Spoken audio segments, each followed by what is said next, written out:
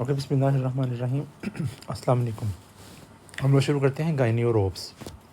अच्छा, आप लोगों को एग्ज़ाम में क्वेश्चन आएगा कि पेशेंट है, उसको वो प्रेगनेंसी है और लार्जर फॉर डेट है। ठीक है, मीन्स के एब्डोमिनल जो साइज़ है प्रेगनेंसी की डेट से ज़्यादा हुआ है। एब्डोमिनल गर्थ जो है वो जिस डेट के मुताबिक, जैसे जैसे प्रेगनेंसी का साइज़ बढ़ता है पेट का साइज़ भी बढ़ता है।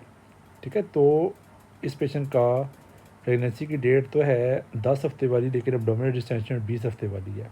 ठीक है, तो अल्ट्रासाउंड के ऊपर पेशेंट के अल्ट्रासाउंड में नज़र आता है क्लस्टर ऑफ ग्रेप अपीयरेंस नज़र आती है। ठीक है, क्लस्टर ऑफ ग्रेप अपीयरेंस नज़र आती है। तो ये क्या चीज़ है? बेसिकली ये मोलर प्रेगनेंसी है। This is molar pregnancy. ठीक है। अच्छा, मोल दो तरह का होता है, कंप्लीट मोल और पार्शल मोल। ठीक है, कंप्लीट मोल के अंदर सिर्फ ग्रेप लाइक अपीयरेंस होगी, स्टोन अपीयरेंस होगी। ठीक है, स्नो स्टॉर्म जैसे कि बर्फ़ का तूफान होता है, स्नो स्टॉर्म अपीयरेंस होगी। जबकि जो पार्शल मोल है इसके अंदर कुछ ना कुछ फीटल टिश्यू भी होगा। ठीक है, कंप्लीट मोल के अंदर एग जो है वो एम्प्टी होता है और 2 स्पर्म से फर्टिलाइज हो जाता है। ठीक है, जबकि पार्शल मोल के अंदर एक एग होता है और 2 स्पर्म से फर्टिलाइज होने की वजह से उसकी क्रोमोसोम ज़्यादा हो जाते हैं। ठीक है। अच्छा जी। अच्छा, आप लोगों को 2 तरह की ब्लीडिंग आती है इम्तिहान के अंदर, पेन फुल ब्लीडिंग और painless bleeding during pregnancy. ठीक है, तो ये लफ्ज़ एक याद रखना है, पेन फुल और पेन लेस। अगर पेन फुल है तो वो प्लेसेंटल एब्रप्शन है, अगर पेन लेस है तो प्लेसेंटा प्रीविया है। ठीक है, प्लेसेंटल एब्रप्शन से क्या मुराद है कि प्लेसेंटा जो है अपनी नॉर्मल जगह से उखड़ रहा है, हाइपरटेंशन की वजह से, डायबिटीज़ मेलिटस की वजह से, ट्रॉमा की वजह से। ठीक है, कोकेन की वजह से, इसकी कोकेन की हिस्ट्री होगी, स्मोकिंग की वजह से। ठीक है, जबकि प्लेसेंटा प्रीविया में क्या होता है कि जो प्लेसेंटा की नॉर्मल लोकेशन है उससे नीचे, यानी कि जो ओपनिंग होती है यूट्रस की सर्विस के नज़दीक, इंटरनल ओसिस को कहते हैं, उसके नज़दीक अगर प्लेसेंटा पड़ा हुआ है उसको कहते हैं placenta previa, low lying placenta. ठीक है, तो दोनों के अंदर ब्लीडिंग होती है, एक के अंदर पेनफुल है, एब्रप्शन में पेनफुल ब्लीडिंग है और प्रीविया में पेनलेस ब्लीडिंग है। ठीक है, तो जी प्लेसेंटा प्रीविया का जब पेशेंट आपके पास आए, अल्ट्रासाउंड पर प्लेसेंटा प्रीविया हो, तो उसका कभी भी वजाइनल एग्जामिनेशन नहीं करते। ठीक है, वजाइनल एग्जामिनेशन करने से क्या हो सकता है कि ब्लीडिंग वर्सन हो जाए, ब्लीडिंग वर्सन हो जाए। ठीक है, तो प्लेसेंटा प्रीविया में आप लोग पर वजाइनल एग्जामिनेशन नहीं करते। ठीक है। अच्छा, जो प्रेगनेंसी है वो सिर्फ ना सिर्फ माँ है बल्कि साथ उसका बच्चा भी है। इससे माँ अगर बीमार होती है तो एंटीबायोटिक्स बड़ा सोच समझ के देनी चाहिए, बल्कि सारी दवाइयाँ, सारी मेडिसिन सोच समझ के देनी चाहिए। ठीक है, इस वजह से जब भी किसी खातून को, स्पेशली एक प्रैक्टिकल पॉइंट, खातून को आप मेडिसिन लिख रहे हों, अगर वो चाइल्ड बियरिंग एज के अंदर है, ठीक है, चाइल्ड बियरिंग एज के अंदर है, तो आपने उससे हमेशा पूछना है कि उसको प्रेगनेंसी तो नहीं है। ठीक है, ठीक है, तो एक चीज़ याद रखिएगा, अगर पेशेंट को, अगर ख़ातून आपके पास एज ए पेशेंट आती है, अगर वो चाइल्ड बियरिंग एज के अंदर है, तो आपने क्या करना है, उसको हमेशा पूछना है कि प्रेगनेंसी तो नहीं है। ठीक है, तो प्रेगनेंसी में टेट्रासाइक्लिन, फ्लोरोक्विनोलोन्स, अमीनोग्लाइकोसाइड्स और सल्फोनामाइड्स ये अवॉइड करनी चाहिए। ठीक है। अच्छा जी, अगर बच्चा जो है वो अर्ली पैदा हो रहा हो तो उस वक़्त क्या होगा, उसके लंग अभी मैच्योर नहीं हुए तो लंग की मैच्योरेशन के लिए हमें पेशेंट को स्टीरॉइड्स का इंजेक्शन लगाते हैं। ठीक है, तो तो जो टेंटेटिव आपने डिलीवरी की डेट रखी हुई है या सी सेक्शन होना है, तो अगर किसी मेडिकल कंडीशन की वजह से या लाइफ प्लेसेंटा प्रीविया है, प्लेसेंटल एब्रप्शन है, बेबी की डिलीवरी ज़रूरी है, तो माँ को स्टीरॉइड्स का इंजेक्शन लाजमी देते हैं। ठीक है, तो ये लफ्ज़ याद रखिएगा। तो स्टीरॉइड का इंजेक्शन देना क्यों है? लंग मेच्योरिटी के लिए। ठीक है, लंग्स के अंदर बेसिकली जो वो है ना सरफेक्टेंट वो प्रोड्यूस नहीं हुआ होता। ठीक है, तो बच्चा पैदा होने के बाद उसके लंग्स ओपन नहीं हो पाएंगे अगर सरफेक्टेंट नहीं होगा तो। अच्छा, पोस्टमार्टम हेमरेज की सबसे इम्पोर्टेंट काज क्या है? Uterine atony. यूट्राइन एटोनी से क्या मुराद है कि जब यूट्रस जो है वो बेबी माँ के पेट के जब अंदर है तो यूट्रस का साइज़ बहुत इंक्रीज़ हो जाता है। अब उसने वापस अपने नॉर्मल साइज़ की तरफ आना है। तो यूट्रस की जो ब्लड वेसल्स होती हैं वो आपके मसल्स के अंदर होती हैं, यूट्राइन मसल्स के अंदर। तो यूट्राइन मसल्स कॉन्ट्रैक्ट करेंगे तो आपकी जो ब्लड वेसल्स हैं बंद होंगी। ठीक है, और प्रेशर की वजह से ब्लड वेसल्स बंद होंगी। अगर ये प्रेशर ये यूट्रस अपनी जगह पे वापस ना आ जाए, इसको कहते हैं यूट्राइन एटोनी। ठीक है, मीन्स कि यूट्रस कॉन्ट्रैक्ट नहीं हो पा रही, तो उसको कॉन्ट्रैक्ट होने के लिए मसाज करते हैं। ठीक है, मसाज फेल हो जाए तो पेशेंट को ऑक्सीटोसिन देते हैं। ठीक है, अच्छा जी।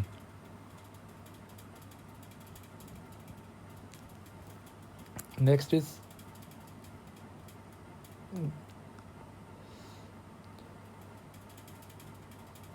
पेशेंट को वजाइनल कल्चर के ऊपर ग्रुप बी स्ट्रेप्टोकोकाई आ गए हैं। ठीक है, ये GBS गिलेनबर्ग सिंड्रोम नहीं है, ये ग्रुप बी स्ट्रेप्टोकोकाईज है। ग्रुप बी स्ट्रेप्टोकोकाई आ गए हैं तो उसके लिए हम लोग कौन सी दवाई देंगे? पेनिसिलिन या एम्पिसिलिन। ठीक है, अच्छा, आपको सिनेरियो आएगा कि पेशेंट है उसको ना पोस्टमार्टम बहुत ज़्यादा ब्लीडिंग हुई है, और ब्लीडिंग के बाद माँ जो है वो उसको लैक्टेशन नहीं हो पा रही। तो लैक्टेशन ना होने की क्या रीज़न हुआ है? बेसिकली उसको बेसिकली क्या हुआ है? शीहैन सिंड्रोम। ब्लीडिंग की वजह से हाइपोटेंशन हुई, हाइपोटेंशन की वजह से ब्रेन को ब्लड सप्लाई कम गई, तो पिट्यूटरी का नेक्रोसिस हो गया। ठीक है, पिट्यूटरी के नेक्रोसिस होने की वजह से क्या होगा? पिट्यूटरी के हार्मोन्स रिलीज़ नहीं होंगे। हाँ, बड़ा एक इम्पोर्टेंट हार्मोन था ऑक्सीटोसिन, उसी ने ही ये करवाना था लैक्टेशन। ठीक है, अच्छा जी। फिर तो बहुत इंपॉर्टेंट टॉपिक अबॉर्शन। अबॉर्शन की मैंने कहा था 6 टाइप्स जो हैं वो आप लोगों को जो लाजमी आनी चाहिए। Complete abortion, incomplete abortion, inevitable, threatened abortion, septic abortion. ठीक है, अच्छा, अबॉर्शन की पहली निशानी क्या होती है कि पेशेंट कहेगी प्रेगनेंसी वाली प्रेग्नेंट है खातून और उसको कहीं मुझे स्पॉटिंग हुई है, मुझे ब्लीडिंग हुई है। ठीक है, अगर सर्वाइकल ओस ओपन है तो इनएविटेबल अबॉर्शन है, अगर सर्वाइकल ओस क्लोज्ड है तो थ्रेटेंड अबॉर्शन है। ठीक है, तो सिनेरियो में ये चीज़ ढूंढने की कोशिश करनी है कि सर्वाइकल ओस ओपन है या क्लोज्ड है। ठीक है, सर्वाइकल ओस ओपन है या क्लोज है, ये ढूंढने की कोशिश करनी है आप लोगों ने। ठीक है, अच्छा जी, फिर हम शुरू करते हैं गायनी। अच्छा, first test to perform when woman present with amenorrhoea pregnancy.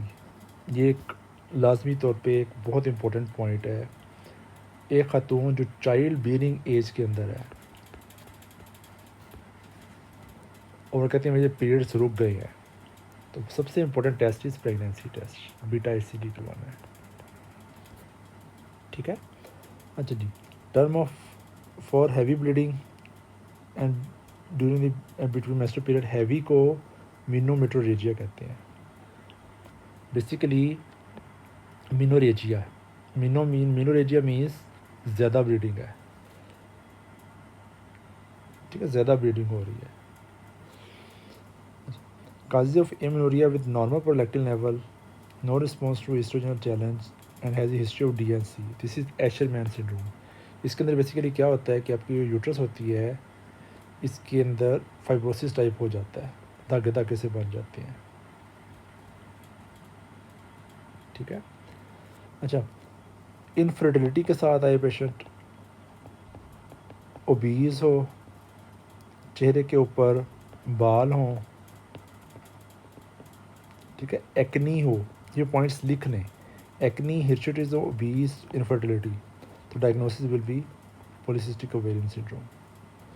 तो पॉलीसिस्टिक ओवेरियन सिंड्रोम का पहला जो ट्रीटमेंट होता है दैट इज़ वेट लॉस, उसके बाद ओसीपीज, ठीक है, और इन पेशेंट्स को हम लोग मेटफॉर्मिन शुरू करवा देते होते हैं, ठीक है। अच्छा जी, इस पेशेंट को जिनको पॉलीसिस्टिक ओवेरियन सिंड्रोम है, ओव्यूलेशन की इंडक्शन के लिए क्लोमिफेन देते हैं। अच्छा जी, diagnostic step required in post menopausal woman who presents with vaginal bleeding. Post menopausal खातून जो है उसके पीरियड्स बंद हो चुके हैं, उसका मेनोपॉज हो चुका हुआ है, ठीक है, वो ब्लीडिंग के साथ आती है, 60 ईयर खातून है, वो कहती मुझे ब्लीडिंग हुई है, तो ये निशानी होती है किस चीज़ की, कि खुदा ना खासा पेशेंट को यूट्राइन सीए तो नहीं है। तो सीए कैंसर को डायग्नोज करने के लिए हम क्या करेंगे, बायोप्सी, ठीक है।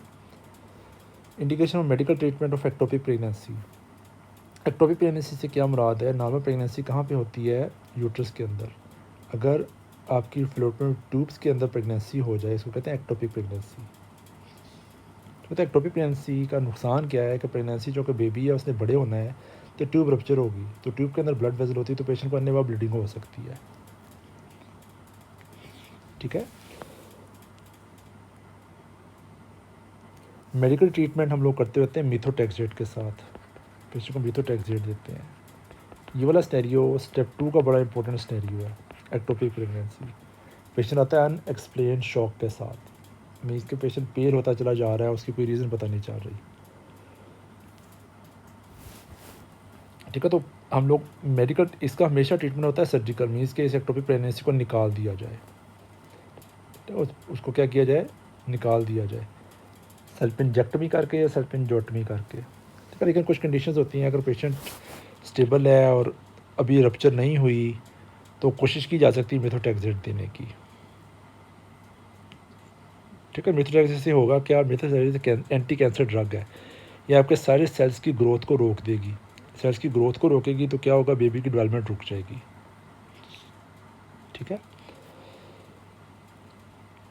अच्छा, एंडोमेट्रोसिस के लिए हम क्या कौन सी दवाई देते हैं, ओसीपीज, डानाजोल और गोनाडोट्रोमेलिजिंग एगोनिस्ट। दो टर्म्स होती हैं, वो कहती है एडिनोमायोसिस और एक होती है एंडोमेट्रोसिस, मेट्रियोसिस। एडिनोमायोसिस से क्या मुराद है कि यूट्रस के जो ग्लैंड्स हैं वो आपकी यूट्राइन वाल के अंदर आ गए हैं, ठीक है। जबकि एंडोमेट्रोसिस से क्या मुराद है, यूट्रस के जो ग्लैंड्स हैं वो आउटसाइड यूट्रस चले गए हैं, ठीक है, आउटसाइड यूट्रस, आउटसाइड यूट्रस को हम क्या कहते हैं, एंडोमेट्रियोसिस, ठीक है। अच्छा, ओवरीज के अंदर जाएं तो चॉकलेट सिस्ट नज़र आता है, जैसी शेप ओवरी की बनती है उसको ऐसे कहते हैं जैसे चॉकलेट सिस्ट है ये, ठीक। अच्छा जी, most common location for an ectopic pregnancy, ampulla, fallopian tube का जो पार्ट होता है एम्पुला, उसके अंदर एक्टोपिक प्रेगनेंसी होती है। वाई के आपकी फर्टिलाइजेशन भी वहीं पे हो रही होती है, ठीक है। अगर किसी वजह से रास्ता तंग है, पहले से पेल्विक इन्फ्लेमेटरी डिजीज़ हुई है पेशेंट को, थी पहले पेशेंट को, पीआईडी की वजह से फाइब्रोसिस होगी, फाइब्रोसिस की वजह से रास्ता तंग हो जाएगा, तो आपका जो जाइगट है यहाँ से पास नहीं हो पाएगा, पास नहीं होगा तो इधर ही वो प्रेगनेंसी प्लांट हो जाएगी, ठीक है। अच्छा, how to diagnose and follow leiomyoma. Leiomyoma क्या चीज़ होती हैं, ये स्मूथ मसल्स जो यूट्रस के अंदर मसल्स होते हैं उनके ट्यूमर होते हैं, बिनाइन ट्यूमर्स होते हैं, इनको हम फाइब्राइड्स भी कहते हैं, बड़ा कॉमन एक कंडीशन है, ठीक है। फाइब्रॉइड्स हैं ये इनफर्टिलिटी बहुत काज कर सकते हैं, इनफर्टिलिटी काज करेंगे, ये ब्लीडिंग में इजाफा करेंगे, बेच को मीनोडेजिया होगा इनके साथ, ठीक है। अच्छा, ये जो लियोमायोमास होते हैं ये under the influence of hormones होते हैं, तो जब मेनोपॉज में हार्मोन्स ख़त्म हो जाएंगे तो ये रिग्रेस कर जाएंगे, ये रिग्रेस कर जाएंगे, ठीक है।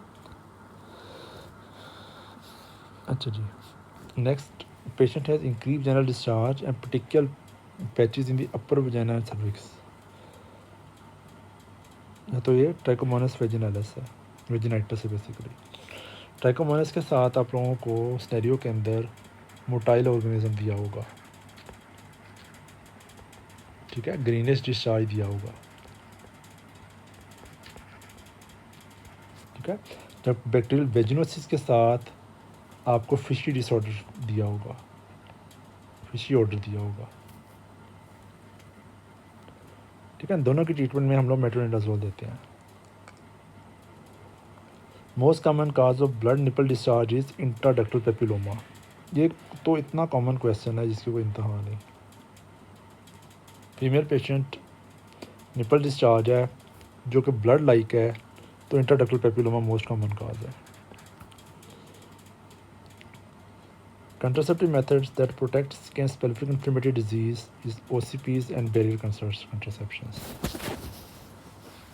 ठीक है। बैरियर कंट्रासेप्शन से क्या होगा कि सेक्सुअली ट्रांसमिटेड डिजीजेस नहीं ट्रांसमिट होंगी। Unopposed estrogen is contraindicated in which cancers? Endometrial or estrogen receptors positive breast cancers।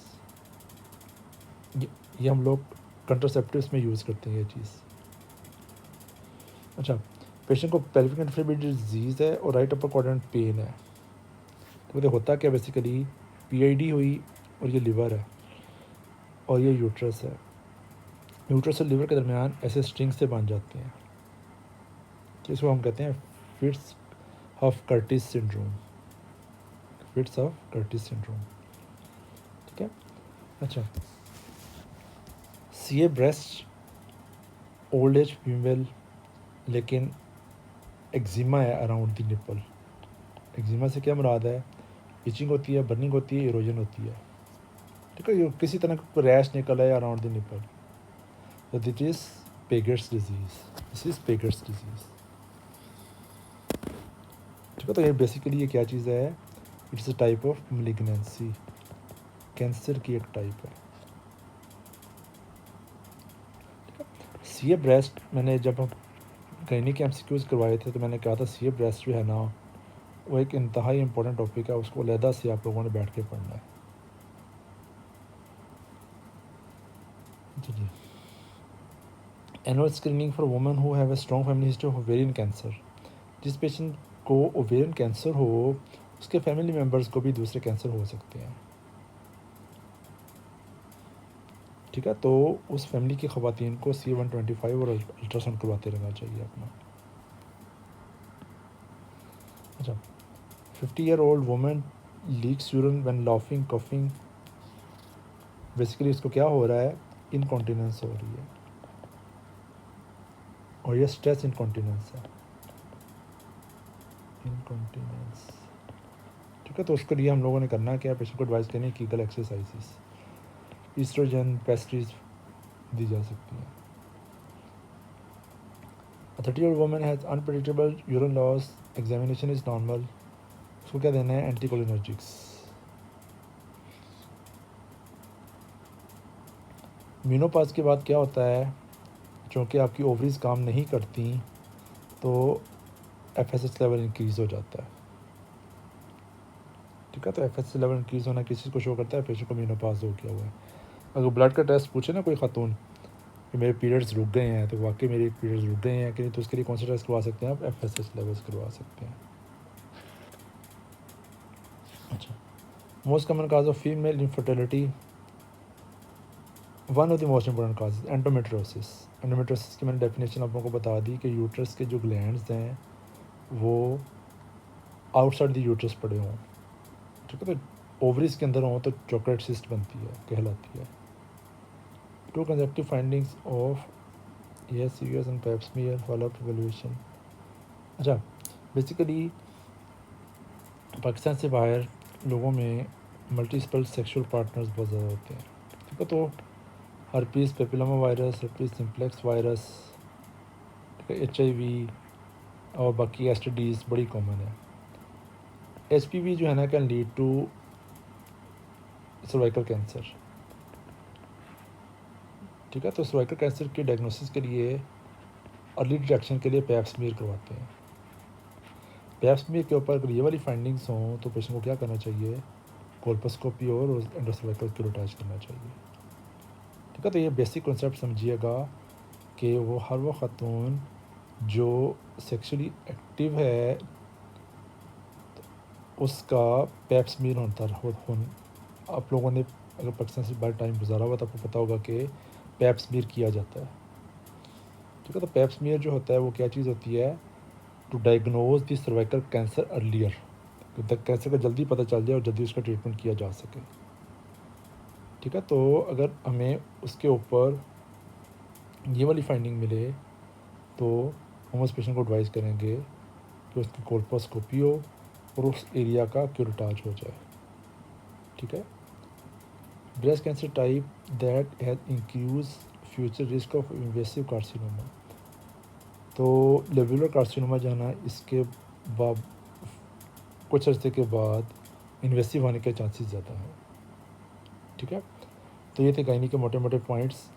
थोड़ा सा टाइम निकाल के आप लोग इनको ख़ुद अपने हाथ से लिखें। ठीक है। Thank you. अल्लाह हाफिज़।